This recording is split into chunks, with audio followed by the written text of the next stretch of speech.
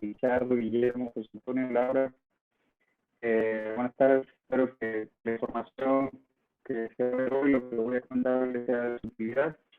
Es la tercera sesión que tenemos desde que estuvimos participando en esta dinámica de pláticas en Actualizándome. Y la primera sesión estuve platicando un poco de los medios de defensa en general, los medios de defensa fiscales. Aquí, en la segunda sesión, hablamos un poco del recurso de revocación y en esta mi intención es terminar de ver el recurso de revocación, platicando sobre algunas jurisprudencias sobre ese tema y platicando sobre un poco sobre lo que es la litis abierta, porque muchas veces hemos escuchado ese término jurídico, pero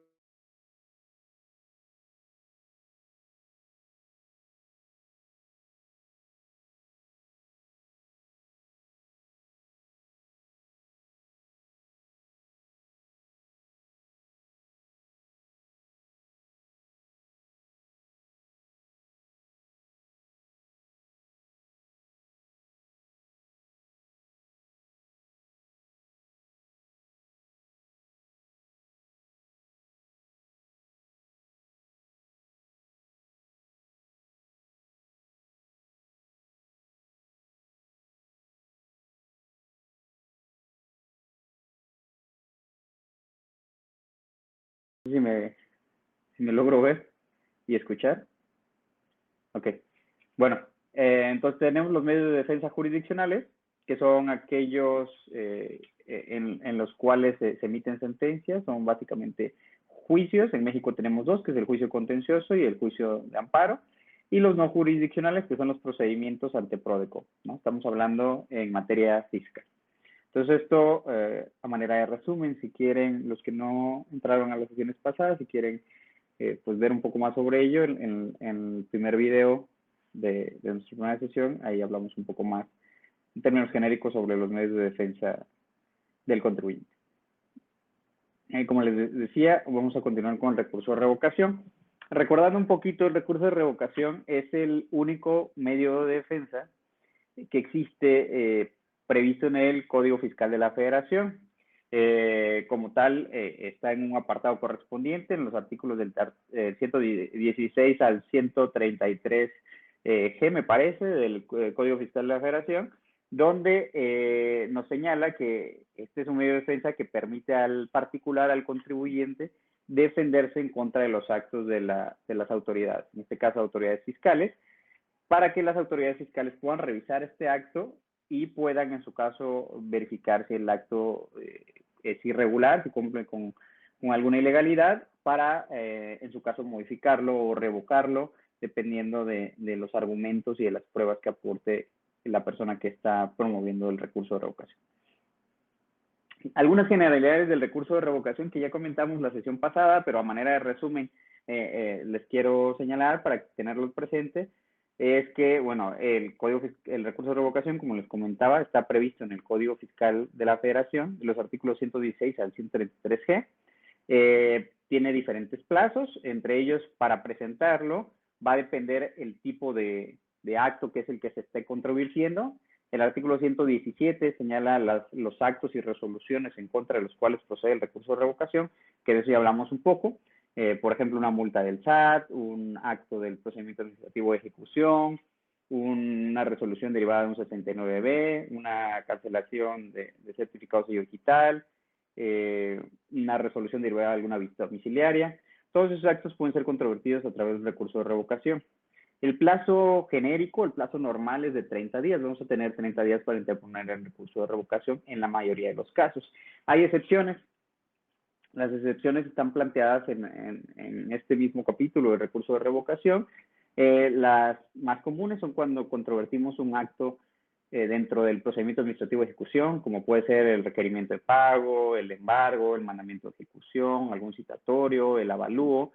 En este caso vamos a tener 10 días para presentar el recurso de revocación, mismo 10 días que se van a empezar a contar a partir de que se publica la convocatoria de remate. Para esto, pues obviamente tenemos que conocer muy bien cómo se lleva a cabo el procedimiento administrativo de ejecución.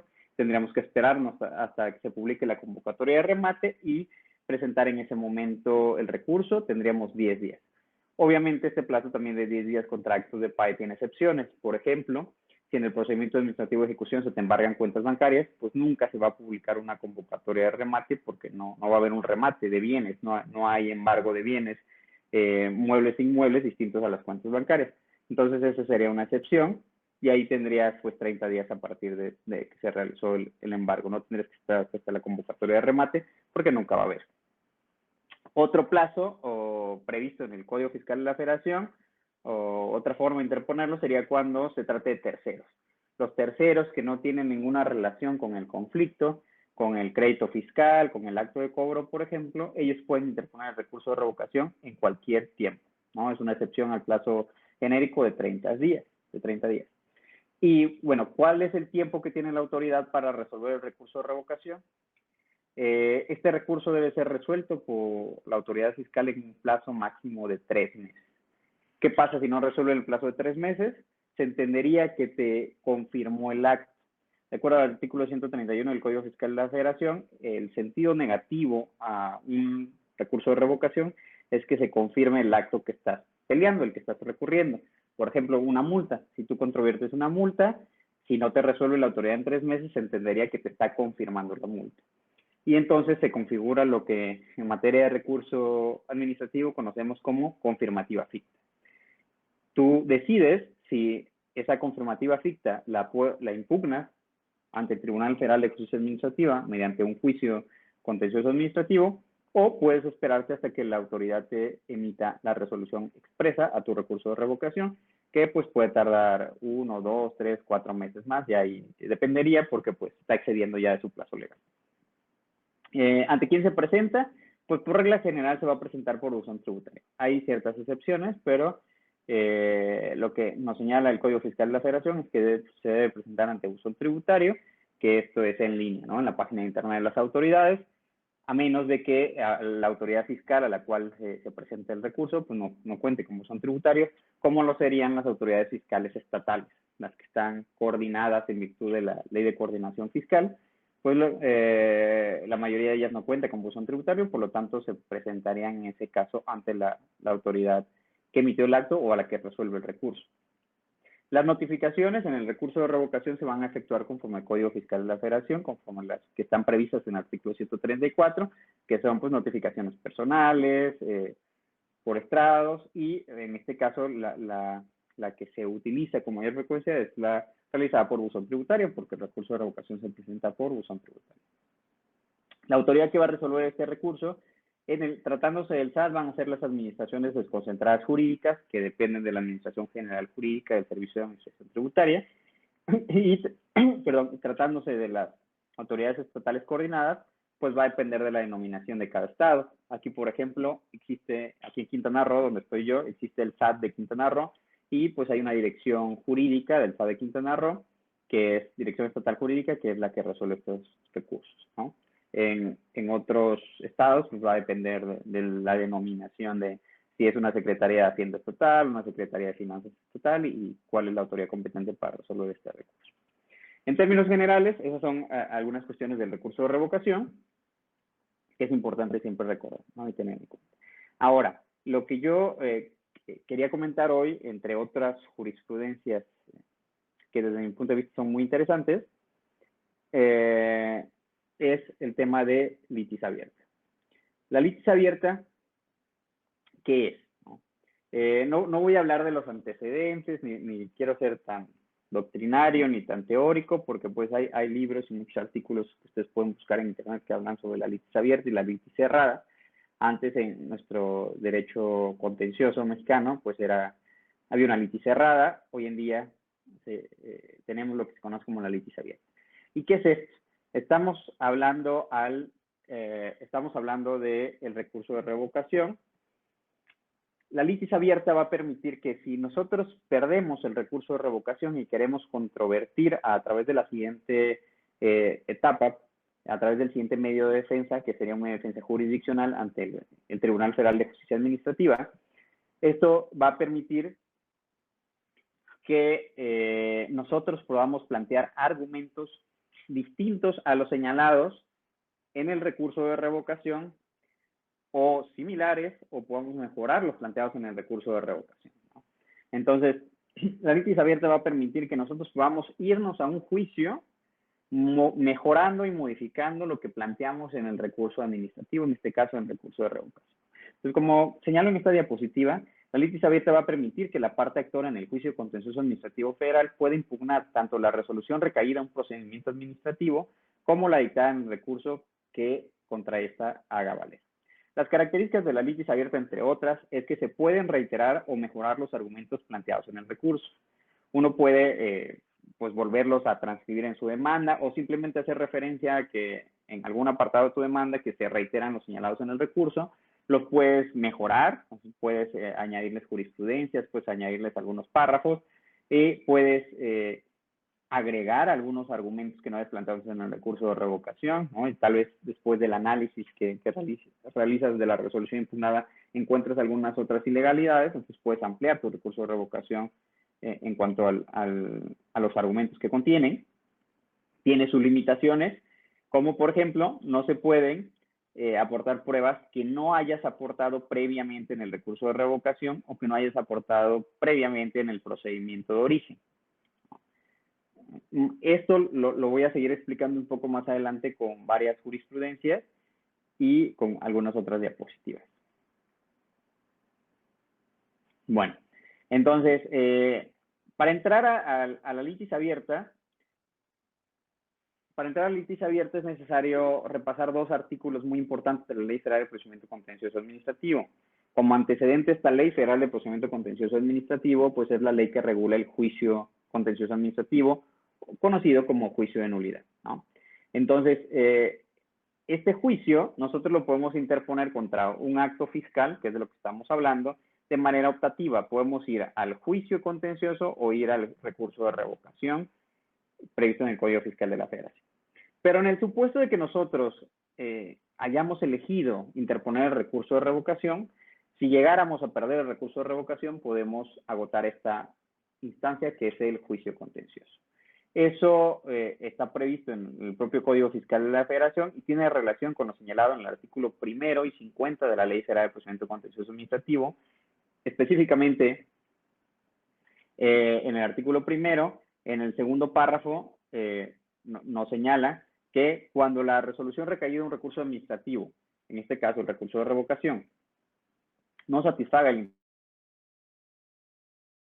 interés del juicio contencioso, se entenderá que simultáneamente se impugna la resolución recurrida, en la cual continúa afectándolo, pudiéndose valer con su promoción no planteada en el recurso. Esa es, digamos, la esencia de la litis abierta, ¿no? Nos dice, si tú puedes controvertir una resolución a la cual, con la cual culmina el recurso de revocación y se va a entender que simultáneamente estás impugnando dos resoluciones. ¿Cuáles dos resoluciones?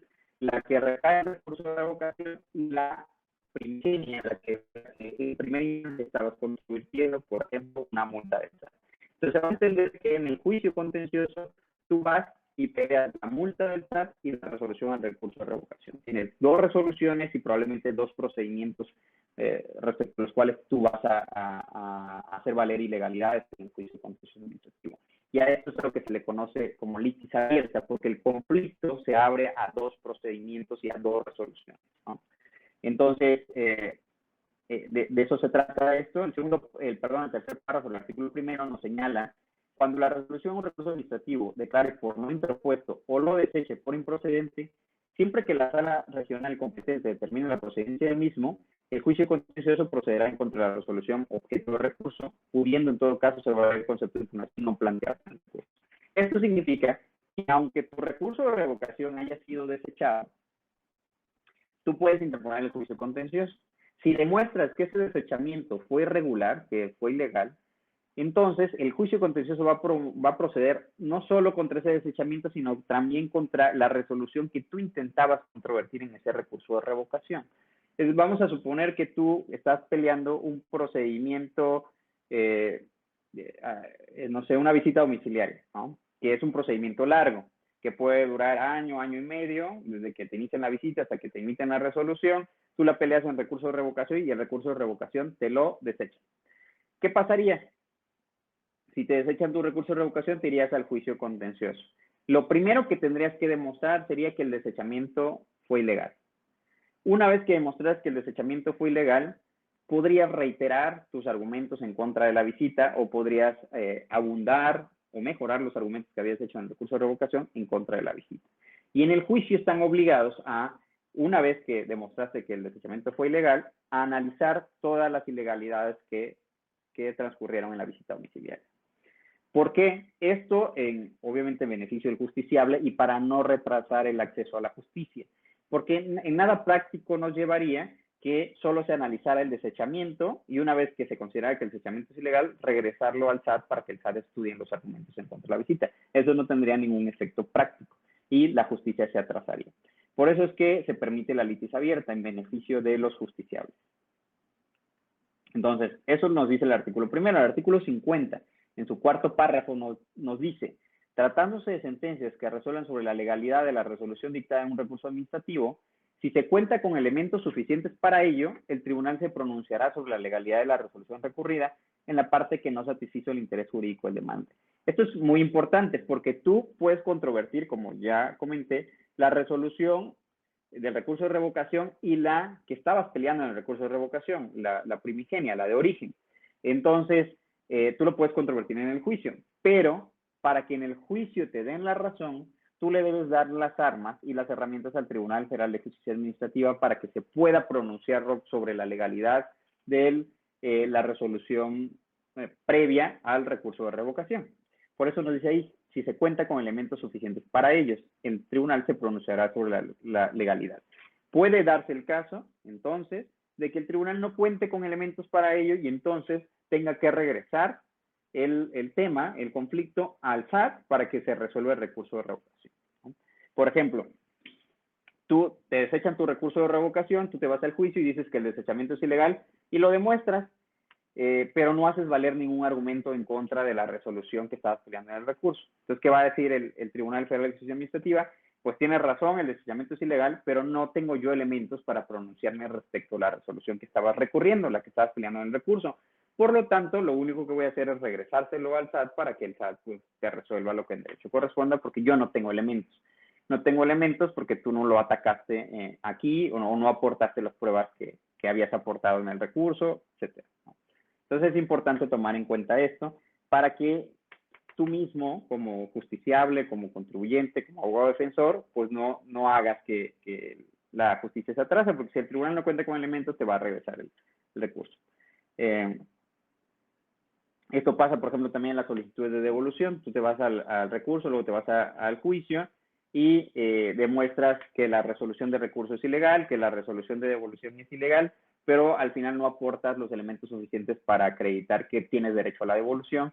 Entonces, te pueden declararse la nulidad de la de recurso, pero se puede regresar al propio SAT para que analice si tienes o no derecho a la devolución, porque tú no estás dando los elementos para ello, ¿no?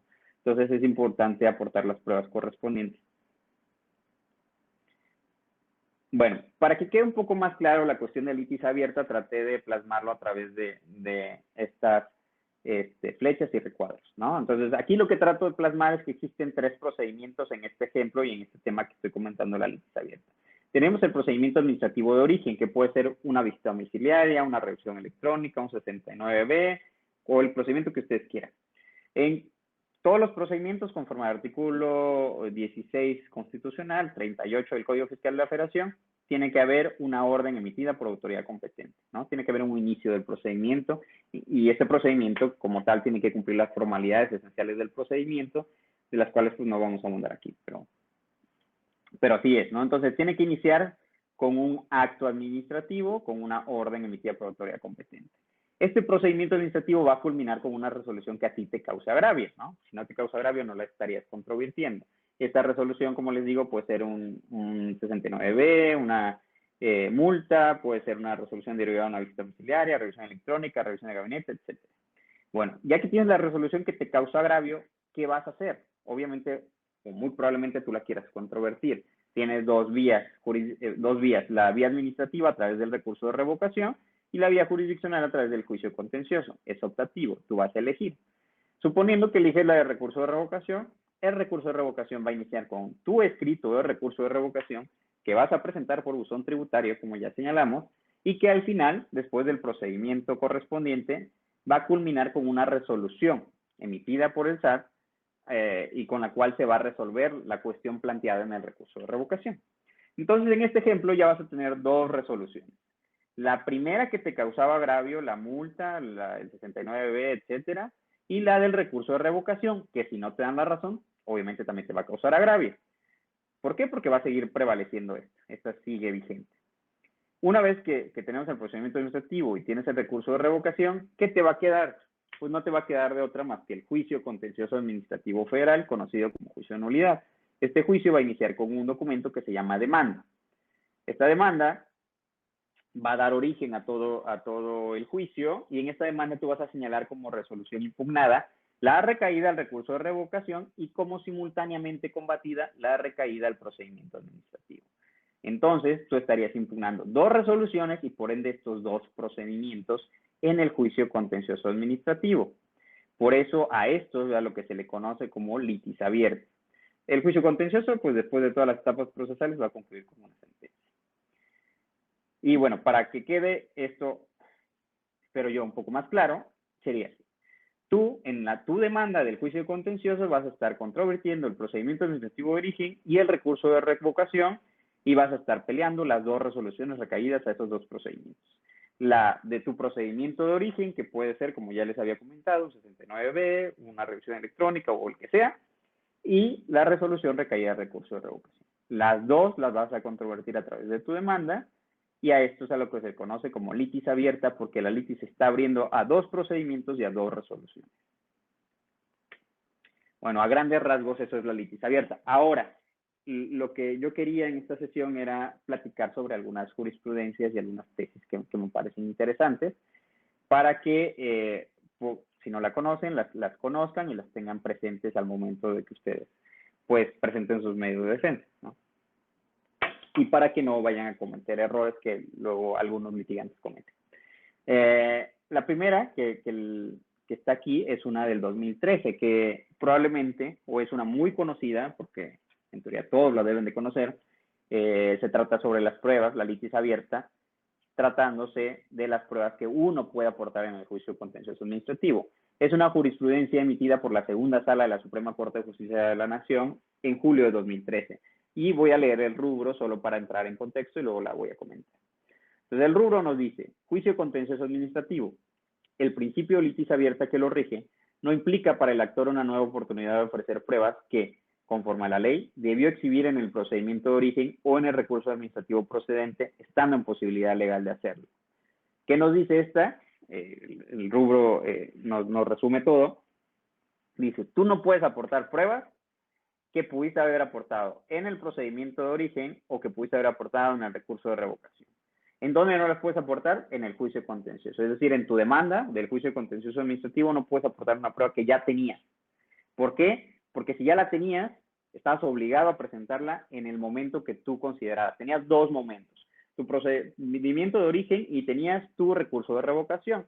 Si no lo hiciste en alguno de esos dos momentos, perdiste tu oportunidad. Básicamente lo que nos dice esta jurisprudencia. ¿Cuáles son sus dos momentos? Recordemos un poco, en tu procedimiento administrativo vas a tener un periodo probatorio, puedes aportar pruebas las que tú quieras. Por ejemplo, un contrato. Digamos que el contrato no lo quisiste presentar o se te pasó, vas a tener el recurso de revocación y ahí puedes presentar ese contrato. Si ya no lo presentaste o no lo quisiste presentar, en el juicio contencioso ya no puedes presentar ese contrato porque te van a decir, no, conforme a esa jurisprudencia tú la debiste haber aportado en el procedimiento administrativo de origen o en el recurso de revocación. Como no las aportaste en ninguno de esos dos, aquí en el juicio ya no lo puedes. Si tú las habías aportado en el procedimiento de origen o en el recurso de revocación, cuando te vas a juicio sí la puedes aportar como prueba porque ya la habías introducido al conflicto. Si tú no las habías hecho referencia a ellas, nunca las habías aportado, pues en ese caso el tribunal no las va a analizar. Aunque tú las aportes en el juicio, el tribunal te va a decir, yo no las puedo analizar porque tú no tenías derecho a exhibirlas en el juicio, porque pudiste haberlo hecho en el procedimiento de origen o pudiste haberlo hecho en el recurso de revocación, ¿no? Obviamente habrían sus excepciones, si el recurso te lo desechan y no te dan la oportunidad de presentar pruebas, etcétera, pudiera haber alguna excepción, pero en la mayoría de los casos, pues este principio es aplicable de manera estricta. Leyendo un poco lo que nos dice la jurisprudencia, nos dice: el principio de litis abierta, que deriva del artículo 1 de la Ley Federal del Procedimiento Contencioso Administrativo, cobra aplicación únicamente cuando la resolución dictada en un procedimiento administrativo se impugna a través del recurso administrativo procedente antes de acudir al Tribunal Federal de Justicia Administrativa, y se traduce en la posibilidad para el actor de formular conceptos de impugnación no expresados en el recurso. Tú puedes hacer valer algo que no había señalado en el recurso, y eso es un derecho que te da la litis abierta. Dice, pero tal prerrogativa, es decir, tal derecho, no va a implicar la oportunidad de exhibir en el juicio medios de prueba que, conforme a la ley, debió presentar en el procedimiento administrativo de origen o en el recurso administrativo respectivo para desvirtuar los hechos o omisiones advertidos por la autoridad administrativa, estando en posibilidad de hacerlo. ¿Cuál sería la excepción? Que no estuviste en posibilidad de hacerlo, que no la tenías. Era un contrato que tú no tenías, o no te respetaron el derecho para aportar pruebas, o no te tomaron en cuenta tu escrito, etcétera. Pero si estuviste en posibilidad de hacerlo y no lo hiciste, perdiste tu derecho a aportar esos documentos. Es muy importante esta porque sigue habiendo litigantes que se les olvida y aportan pruebas en el juicio contencioso que no aportaron en su recurso administrativo. En sesiones pasadas decíamos, el recurso administrativo, pues probablemente para algunos no sirva, porque en la mayoría de los casos el SAT no nos va a dar la razón, ¿no? Tratándose de recursos que se interponen ante el SAT. Pues es una multa que emitió el SAT, presentamos un recurso de revocación ante el SAT, no nos va a dar la razón, ¿no? No les gusta reconocer que se equivoca, y pues en la mayoría de los casos va a ser así. Entonces, ¿por qué interpondríamos un recurso administrativo? Bueno, tiene sus ventajas. Una de ellas es para que nos valoren pruebas.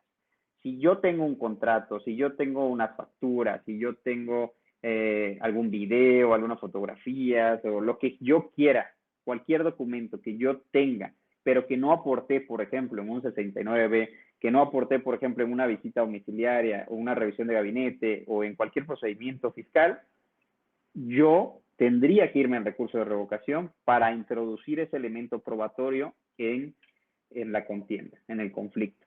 Si yo no me voy al recurso de revocación y voy directamente al juicio, me van a decir no. ¿Por qué? Porque no lo aportaste en el procedimiento anterior y tenías que aportarlo en el procedimiento anterior porque era tu obligación. Entonces, la jurisprudencia que estamos comentando nos señala también: no sería jurídicamente válido declarar la nulidad de la resolución impugnada con base en el análisis de pruebas que el particular no presentó en el procedimiento de origen o en el recurso administrativo, estando obligado a ello y en posibilidad de hacerlo, como lo prescribe, nos dice el artículo 16 de la Constitución Política de los Estados Unidos Mexicanos, al indicar que los gobernados deben conservar la documentación indispensable para demostrar el cumplimiento de las disposiciones fiscales y exhibirla cuando sea requerida por la autoridad administrativa en el ejercicio de sus facultades de comprobación. Entonces nos dice que el artículo 16 constitucional nos obliga a darle a las autoridades la documentación de nuestras obligaciones fiscales, que sustenten nuestras obligaciones fiscales. Y si no lo hacemos, pues estamos nosotros no respetando esta obligación que nos da el artículo 16, y pues no podemos presentar la documentación en cualquier momento, ¿no? Tenemos las reglas bien definidas. Al final nos dice: estimar lo contrario significaría sostener que el Tribunal Federal de Justicia Administrativa puede sustituirse en las facultades propias de la autoridad fiscal y declarar la nulidad de actos por causas atribuibles al particular. Entonces, esa jurisprudencia es muy importante y es una de las que todos debemos de conocer, ¿no? No se nos debe de pasar. Pasando a otra jurisprudencia también relacionada con la litis abierta, y esta la había comentado en la sesión pasada y es una jurisprudencia muy importante. Esta es una jurisprudencia del Tribunal Federal de Justicia Administrativa, de la primera sección de la Sala Superior, que se contrapone a criterios de algunos tribunales del Poder Judicial de la Federación, de los cuales uno les comenté la sesión pasada. Pero ¿qué nos dice esta jurisprudencia? Nos dice: prueba pericial, su desahogo en el juicio de nulidad no transgrede el principio de litis abierta, siempre y cuando verse sobre documentales que hayan sido ofrecidas desde la instancia administrativa. A grandes rasgos, esta jurisprudencia lo que nos dice es que, tratándose de la litis abierta, como habíamos comentado, no puede uno aportar pruebas que no aportó en el procedimiento de origen o que no aportó en el recurso de revocación. Pero nos dice aquí, hay una excepción. ¿Cuál sería la excepción? Dice la prueba pericial. ¿Por qué? Porque la prueba pericial no es una prueba nueva. La prueba pericial, de acuerdo a los argumentos de esta jurisprudencia y de la propia sección, primera sección, nos dice, la prueba pericial no es una prueba nueva que esté prohibida por la jurisprudencia de litis abierta. No, la prueba pericial lo que en realidad es un análisis de pruebas que ya existen.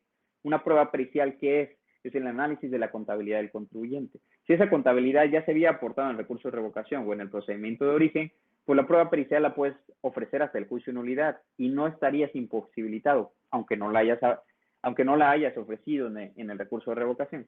¿Por qué? Porque dice, la prueba pericial no es una prueba nueva. Lo que está haciendo a través de la pericial es analizar documentos que ya estaban en el conflicto, que ya estaban en el recurso, que ya estaban en el procedimiento de origen. Por lo tanto, esta es una excepción a la regla de que no puedes ofrecer pruebas adicionales, ¿no? Hay, aquí en el circuito de Quintana Roo, un tribunal colegiado dice lo contrario, dice no, la jurisprudencia de la Corte dice todas las pruebas, y en todas está cualquiera, testimonial, confesional, cualquiera. O sea, no puedes pericial, si tú no lo ofreciste en el recurso de revocación o en el procedimiento de origen, no la puedes ofrecer con posterioridad. La testimonial será una excepción porque en el recurso de revocación no se admite. Pero fuera de la testimonial, todas las demás pruebas que son admisibles en el recurso de revocación que no se ofrecieron ahí, como la pericial, no se podrían ofrecer en el juicio. Ese es criterio de algunos tribunales. El criterio del Tribunal Federal de Justicia Administrativa es este que les estoy señalando. Si yo fuera ustedes, lo que les dije la sesión pasada es que yo no me arriesgaría.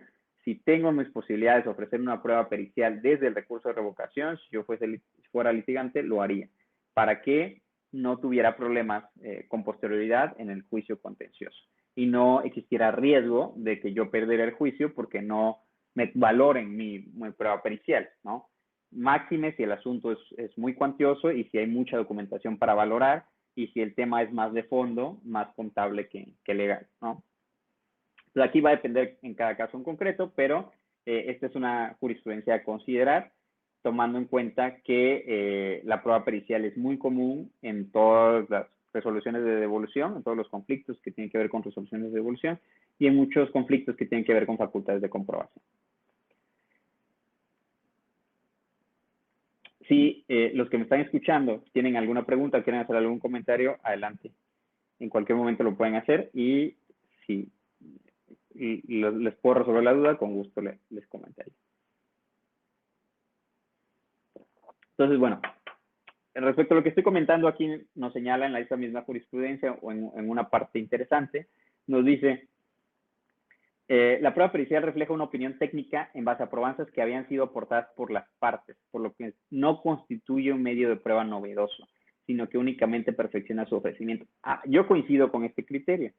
Yo coincido y creo que así debe ser, pero he visto ejecutorias de tribunales colegiados que dicen que no, que la jurisprudencia de litis abierta de la Suprema Corte se debe de interpretar de manera estricta y que se refiere a ninguna prueba, ¿no? Además de que los que conocen el recurso de revocación podrán advertir que la prueba pericial es distinta en el recurso de revocación que en el juicio contencioso. En el juicio contencioso tenemos un perito de la parte actora, tenemos un perito de la parte demandada, y si son contradictorios sus periciales, tenemos un perito tercero. A los peritos se les manda a llamar para que protesten su encargo y luego rinden su dictamen y lo ratifican ante el tribunal.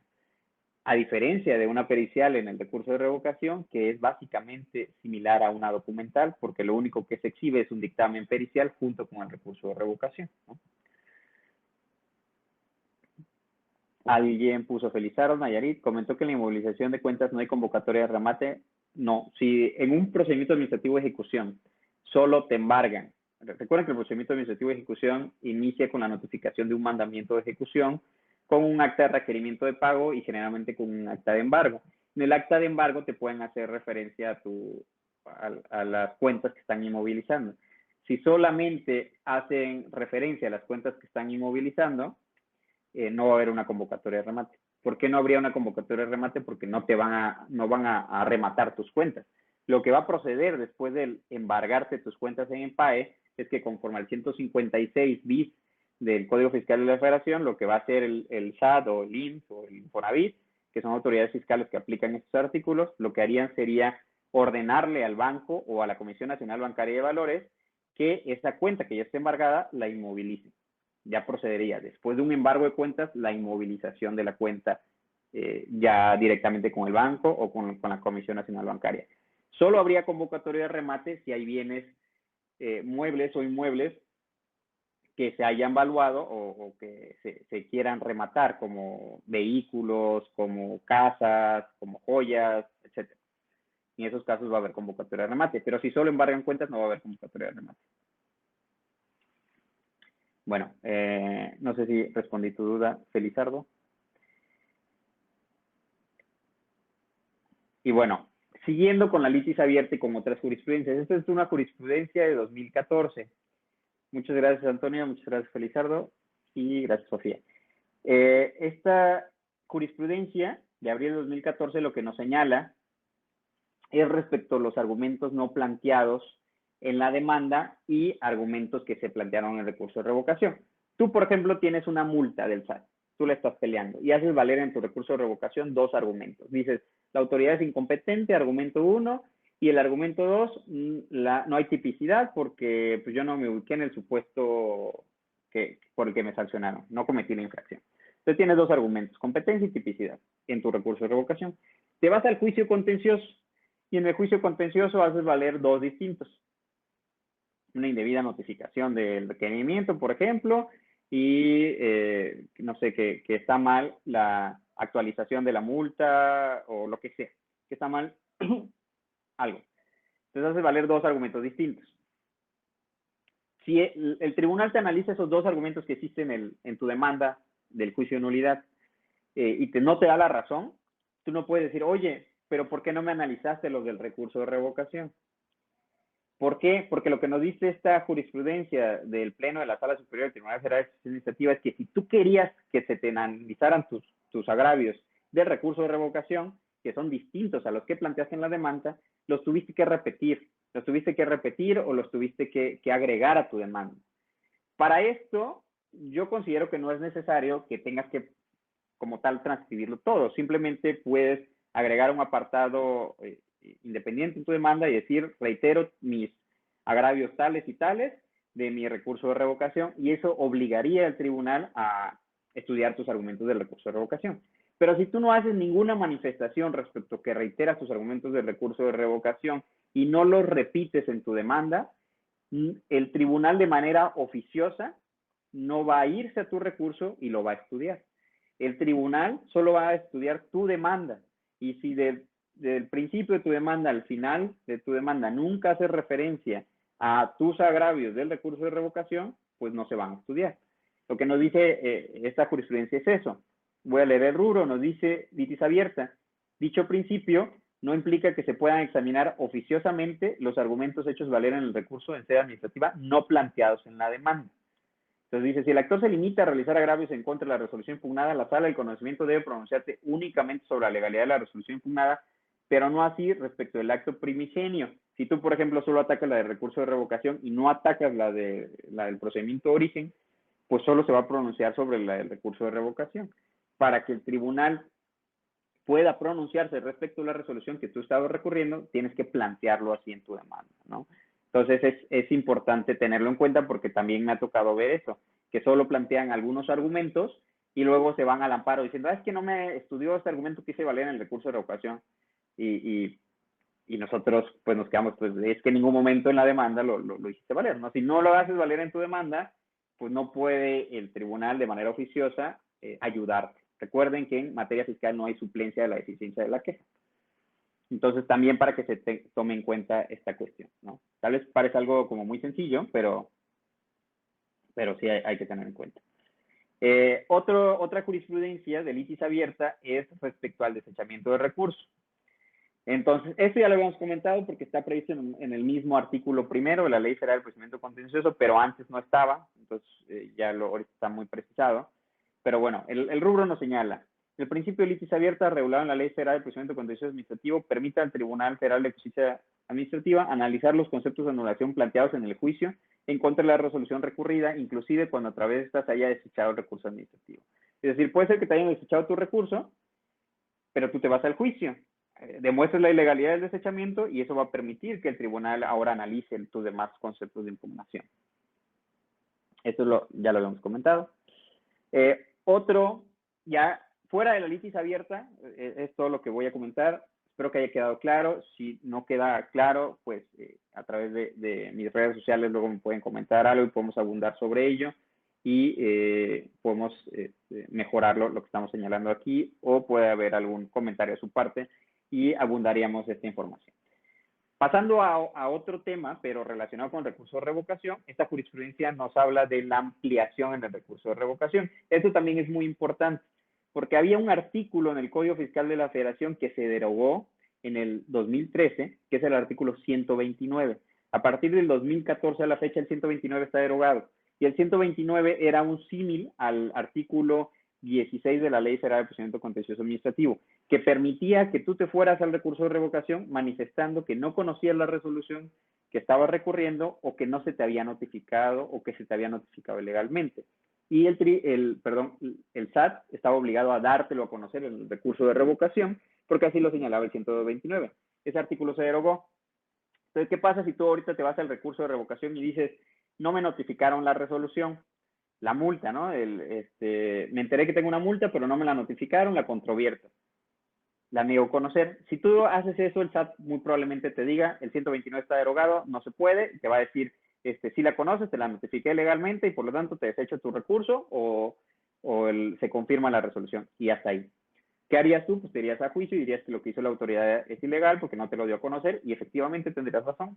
De acuerdo a una contradicción de la Corte, la 2425-2015 de la segunda sala, que aquí se hace referencia en esta jurisprudencia de agosto de 2020, esta es de la segunda sección de la sala superior, nos dice el recurso de revocación, su ampliación solo procede si el particular niega conocer el acto y aunque no esté el 129, lo estaría negando en términos de las demás posiciones que sean en el Código Fiscal de la Federación, en términos del artículo 68, dirías, niego lisa y llanamente que esa resolución se me haya notificado y por lo tanto, aunque no exista la regla o el derecho en código para darte a conocer el acto que niegas y que tú tengas un derecho para ampliar, aunque no lo exista en código, nos dice la Corte y el tribunal a través de esta jurisprudencia, este es un precedente, que se te tendría que dar este derecho. Es decir, que todavía existe el derecho para ampliar en el recurso de revocación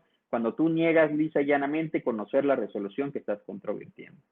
Tendrías que hacer valer este precedente y la contradicción de la Corte para que muy probablemente te dieran la razón y te dieran a conocer este acto y para que el SAT no se hiciera pato, porque pues, al final de cuentas se va a declarar la ilegalidad de esa actuación si el SAT no te da el derecho para ampliar. La excepción sería lo que nos señala aquí mismo. No procede la ampliación en el supuesto de que el recurrente conozca la resolución impugnada, pero manifieste que no le fue notificado que lo fue ilegalmente. O sea, aquí lo que va a dar procedencia de la ampliación es que tú no conozcas la resolución. Si dices que sí la conocías, no se te va a dar derecho para ampliar porque tú ya tienes la resolución y ya la puedes pelear, ¿no? Entonces, ese sería la llave. Pero este precedente en relación con la contradicción, con el paro directo en revisión, 2425-2015 y la ejecutoria de 12 de agosto de 2015 de la segunda sala de la Suprema Corte, pues con eso nos da esta llave para que ustedes puedan ampliar el recurso de revocación y para que la autoridad esté obligada a darse, ¿no?, el derecho. Recuerden al final que las jurisprudencias no son obligatorias por las autoridades administrativas, así que pues si no se los da, ustedes tendrán que hacer valer en el juicio esta ilegalidad y en el Tribunal Federal de Justicia Administrativa se les daría la razón. Otra jurisprudencia interesante es una reciente del año pasado, de enero de 2020, que nos habla de la valoración de pruebas en el recurso de revocación. Nos dice este rubro, pruebas ofrecidas en el recurso de revocación previsto en el Código Fiscal de la Federación, la autoridad que lo resuelve está facultada para valorarlas. A grandes rasgos lo que nos señala es que el 132 y 133 del Código Fiscal permiten que la autoridad que resuelve el recurso de revocación pueda valorar las pruebas que tú aportas en el recurso de revocación. Porque muchas veces, ¿qué pasa? Para entrar en contexto en esta jurisprudencia, tú te vas al recurso de revocación y aportas pruebas nuevas. ¿Qué es lo que hace el SAT? Generalmente las administraciones concentradas jurídicas te dicen, ok, tengo pruebas nuevas, pero como yo no soy auditoría, como yo no soy aduana, como yo no soy recaudación y yo no tengo conocimientos para valorarlas y ellos son los que están iniciando los procedimientos, se los regreso. Entonces, ¿qué es lo que hace jurídica? Atrasa los procedimientos porque les da 4 meses para que ellos valoren esas pruebas. Se da 4 meses a auditoría, 4 meses a aduana o 4 meses a la autoridad que sea. ¿Qué podría hacer jurídica? Y es lo que nos dice esta jurisprudencia. Jurídica no tendría por qué retrasar todo, por qué mandárselo para que otra persona, para que otra autoridad como auditoría lo valore. Jurídica, conforme al recurso, conforme al artículo 132, 133 del Código Fiscal de la Federación, lo puede hacer. Tiene facultad para hacerlo. Incluso nos dice esta jurisprudencia, aunque no se señale de manera, esa facultad de manera expresa y particular en el reglamento interior del SAT o en el ordenamiento respectivo. Aunque no se señale ahí expresamente que jurídica puede valorarlas, como jurídica es la que resuelve el recurso de revocación y el artículo 132 y 133 dan esa posibilidad de modificar el acto recurrido o dictar uno nuevo, pues entonces jurídica lo podría hacer. No hay impedimento legal para que lo haga, entonces debería hacerlo, ¿no? Lo que nos dice aquí. Yo considero también que tiene razón porque, pues si no estaría atrasando todo, al final está atrasando 4 meses todo, cuando en el propio recurso de revocación jurídica, si ya vio que, por ejemplo, tú dices, tengo derecho a la devolución y aportas pruebas que no aportaste en tu trámite de devolución, jurídica va a decir, auditoría, TEM y valora. Y tu trámite de devolución se va a atrasar. Cuando se jurídica con esas pruebas advierte que sí tienes derecho a devolución, pues desde ese momento ya te dice que sí o te dice que no. ¿Para qué retrasar todo? ¿No? Entonces, esta jurisprudencia, que es del año pasado, también es, desde mi punto de vista, importante y se puede hacer valer. Y ya para finalizar el tema de hoy, quería concluir con un caso práctico. Espero que me quedan 10 minutos, pero vamos a tratar de comentarlo muy brevemente. Este caso práctico fue planteado en un juicio y pues lo resolvimos aquí en Cancún. Se resolvió similar en otra sala del Tribunal Federal de Justicia Administrativa y ustedes pueden buscar, no sé si todos sepan, pero el Tribunal Federal de Justicia Administrativa tiene un buscador de sentencias, entonces en ese buscador ustedes pueden poner temas y les va a aparecer las sentencias en las cuales se hayan tocado esos temas. Es muy interesante porque si, por ejemplo, ustedes quieren presentar un recurso de revocación o una demanda en el juicio y una demanda en juicio contencioso y quieren controvertir, por ejemplo, un 69B, pero no saben cuáles son los criterios de las salas del Tribunal Federal de Justicia Administrativa y se están haciendo información para plantear su defensa, pues pueden escribir en ese buscador de sentencias 69B, bla, bla, bla, las palabras que ustedes quieran, y les van a aparecer las sentencias que están cargadas como versiones públicas y ustedes pueden descargarlas y ver cuáles son los argumentos que se han tocado en las diferentes salas del Tribunal Federal de Justicia Administrativa y de ahí plantear su defensa. Hoy en día es, digamos, por decirlo de alguna manera, un poco más sencillo tener argumentos y plantear una defensa fiscal que probablemente hace 10, 15 años. Entonces, bueno, este caso práctico, para ir un poco más rápido, los hechos son, la autoridad, alguien interpuso un recurso de revocación, pero ese recurso de revocación no lo interpuso por buzón tributario. Si recordarán, como empecé en la plática, señalé que el recurso de revocación se debe presentar por buzón tributario. Este recurso no fue presentado por buzón tributario. De ahí partimos, ¿no? Entonces, ¿qué hace la autoridad? La autoridad lo recibe, se da cuenta de que no lo presentaron por buzón tributario, no lo debimos haber recibido, porque lo que hace la autoridad cuando tú vas con un recurso de revocación en papel es decirte, ¿sabes qué? No lo puedes presentar y tratar de que tú no lo presentes. Entonces, lo que hizo en este caso fue lo recibió, de alguna u otra forma lo recibió, y ya cuando tenían el problema, lo que plantearon fue una devolución. Dijeron, vamos a devolverlo, se lo regresamos al contribuyente. Está legislando, ¿no? Porque el Código Fiscal no prevé la figura de la devolución. No es como que, ay, te equivocaste, te regreso tu trámite. No, eso no está previsto en el Código Fiscal de la Federación. Te tienen que dar una respuesta. Estás bien, estás mal o lo que sea, pero no devolverte nada. Eso se lo inventaron. Pero bueno. Entonces, ¿qué hace la autoridad? Emite una resolución a través de la cual dice, te equivocaste, tu recurso era por buzón tributario, te lo devuelvo, ¿no? Como buena onda. Te aviso que te lo presentaste mal, preséntalo bien. Y le dice, ¿por qué? Porque el 121 del Código Fiscal de la Federación, en relación con la regla 218.1 de la miscelánea, en este caso la del 2018, y una ficha de trámite, pues es por buzón tributario, te equivocaste.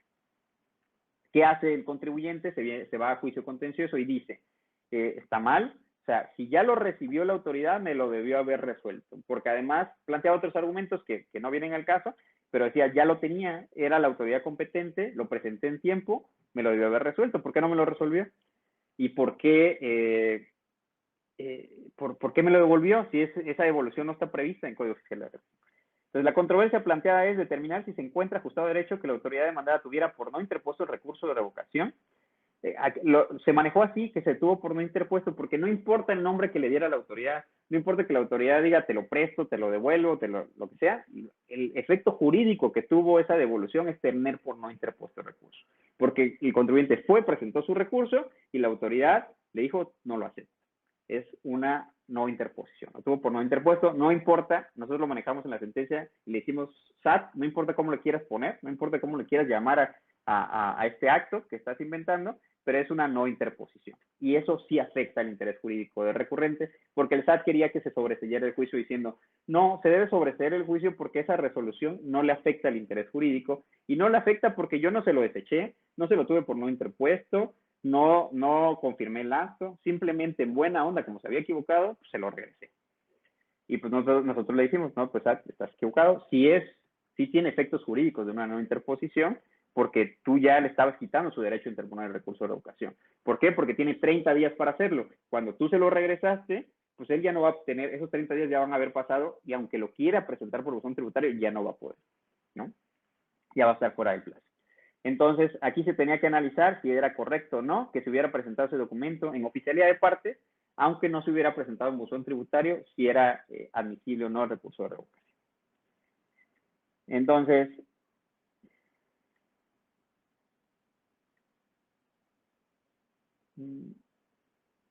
no se mueve. A ver. Ven las diapositivas que estén moviendo porque a mí no, a mí se me quedó.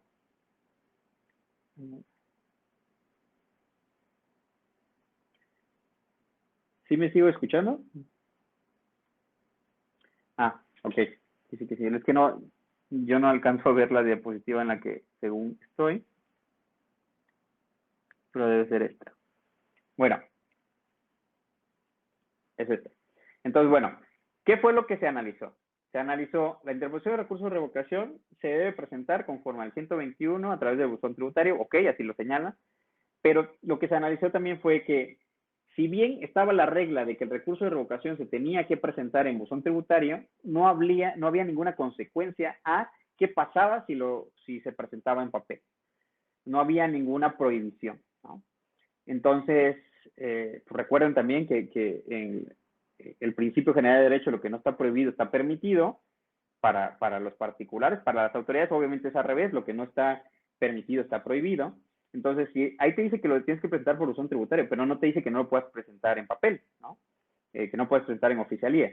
Entonces, se concluye en la sentencia. Ninguno de los ordenamientos legales citados por la autoridad facultan a la autoridad para devolver, tener por no interpuesto o desechar un recurso de revocación cuando no se interponga a través del buzón tributario, tal y como ocurrió. Es decir, los artículos que hacen referencia a las causales de improcedencia y sobreseimiento que dan lugar a los desechamientos del recurso de revocación o la no interposición, no te dicen, si lo interpone por buzón, si no lo interpone por buzón tributario, el recurso se tiene que desechar o se tiene que tener por no interpuesto. No hay ninguna consecuencia A. Entonces, si no hay ninguna consecuencia A, ¿por qué el SAT se la da? ¿No? Entonces, de ahí señalamos, la determinación de la autoridad en el acto sujeto de debate fue desproporcionada, dejando con ello en estado de indefensión a la parte actora, al contribuyente, porque afectó su acceso a la impartición de justicia que está previsto en el 17 constitucional, a no pronunciarse sobre la procedencia o improcedencia del citado recurso, limitándose a devolverlo. Es decir, no debió haber desechado o tener por no interpuesto porque no se presentó por buzón tributario. Debió haber analizado si se actualizaba alguna otra causal de improcedencia y en su caso desecharlo si se actualizaba. Y si no se actualizaba ninguna, debió haberlo admitido y conocido del recurso. Porque no había, repito, una consecuencia a que no lo presente por buzón tributario y se presente en papel. Entonces, como conclusión, se señaló que si bien era cierto que no se había interpuesto el recurso de revocación por buzón tributario, sí se tenía como un hecho probado que él lo presentó en tiempo, que lo presentó dentro de los 30 días, que lo presentó ante la autoridad competente, porque si todavía el SAT dijera, bueno, es que lo presentó fuera del plazo, o yo no soy la competente, ¿no? Era la competente por razones de su domicilio fiscal, lo presentó dentro del plazo, ¿no? Entonces, y la autoridad confesó haberlo recibido en esa temporalidad, es decir, yo soy competente para resolverlo y yo lo tengo en el plazo correspondiente, ¿por qué no lo resuelves? O sea, ¿cuál es tu obstáculo para darle el acceso a la justicia al contribuyente? Que no lo presentó por un sistema. Eso sería legal si estuviera previsto en el Código Fiscal de la Federación, pero no está prevista esa consecuencia. Entonces nosotros concluimos, la autoridad debió tomar como fecha de presentación para efecto de determinar la oportunidad o improcedencia del citado recurso el día en que fue recibido en oficialidad de partes de la autoridad fiscal y pronunciarse en un sentido o en otro. Y por lo tanto, pues en dado caso resolver lo que en derecho correspondiera a ese recurso de revocación, ¿no? Señalamos que resultaba contrario de derecho que la autoridad demandada tuviera por no interpuesto el recurso de revocación al devolverlo por no haberlo presentado a través de buzón tributario, puesto que, como se señaló, sí resultaba procedente su tramitación y su resolución. Este caso que yo les quería plantear y que sí logramos terminarlo en tiempo, pues se me hace muy interesante porque es muy común que tú vas y quieres presentar tu recurso de revocación en papel y te dicen que no porque lo debes presentar en buzón tributario. Pero no hay, en realidad, en Código Fiscal de la Federación una prohibición a presentarlo en oficialía o una consecuencia a qué pasa si lo presentas por oficialía, ¿no? Porque a mí me tocó ver cuando fui subadministrador de auditoría en Veracruz que Jurídica llegó a tener varios recursos que por errores del oficial de partes, de la persona que estaba ahí, o porque llevaban sobres, o porque se traspapelaba, llegó a recibir varios recursos de revocación en papel. Entonces, ¿qué hacían? Básicamente lo que estamos comentando en este caso, se lo regresaban o se le tenían por un interpuesto porque no lo presentó por buzón tributario. Y pues obviamente eso deja en estado de indefensión al contribuyente, porque si el contribuyente lo está presentando en tiempo y ante la autoridad competente, yo creo que no debería haber ningún obstáculo para que se pueda acceder a la justicia en este caso, ¿no? Entonces esto, yo no le estoy diciendo que así sea, fue solo una forma de resolver de la Sala Regional del Caribe, de aquí del Tribunal Federal de Justicia Administrativa, pero hay otras salas, si ustedes buscan en el banco de sentencias, que resuelven diferente. Hay salas y tribunales colegiados también que dicen, bueno, como no lo presentaste en el buzón tributario y esa era la regla, pues ya perdiste tu derecho a hacerlo, ¿no? Entonces, yo no les estoy diciendo que vayan y presenten todos sus recursos en papel, solo que creo que sí es excesivo esa forma de actuar la autoridad si por alguna cuestión recibe algún recurso en papel y no admite el recurso ni resuelve el mismo. Y pues bueno, de mi parte sería todo lo que tengo preparado. No sé si alguien tiene alguna pregunta, algún comentario, alguna cuestión adicional. Y si no es así, pues les pido que para futuras pláticas y preparar algún tema adicional, si quieren, a través de mis redes sociales, mi Facebook, Johnny LR, mi Twitter o mi Instagram, pueda comentarme ahí y en dado caso yo preparé alguna plática en específico. Ya estoy preparando una sobre el juicio de lesividad, que si bien del juicio de nulidad pues muchos conocemos, del juicio de lesividad pues es un tema un poco más pues raro. Entonces vamos a intentar hablar un poco sobre el juicio de lesividad en la siguiente sesión. Si tienen alguna duda, alguna pregunta o quieren que yo hable de algún otro tema, pues con gusto también en las redes sociales me lo pueden hacer. Muchas gracias, Elena, Antonio, Chamlati. Yasmín, no entiendo mucho, pero bueno, pero por eso se pregunta, contadora, si hay algo en lo que le puedo ayudar, con gusto. Gracias, Víctor, Sacem, y a todos los que estuvieron conectados y a los que sigan la transmisión por Facebook o por YouTube. Muchas gracias. Entonces los vería, si no hay preguntas, en 15 días. Muchas gracias, Rafael. Saludos a todos.